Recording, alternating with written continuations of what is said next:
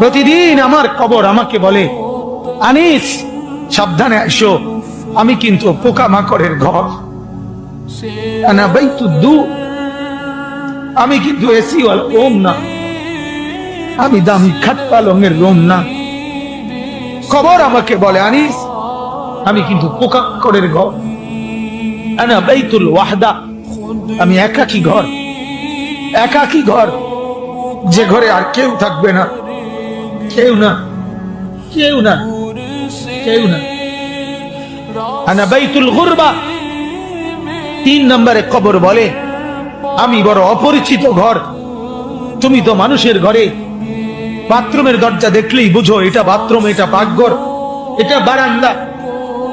কবর বলে, হে আল্লাহর বান্দা, কবর এসে দেখে কিছুই চিনবা না, ডান বাম চি পাবা না, আমি বড় অপরিচিত ঘর।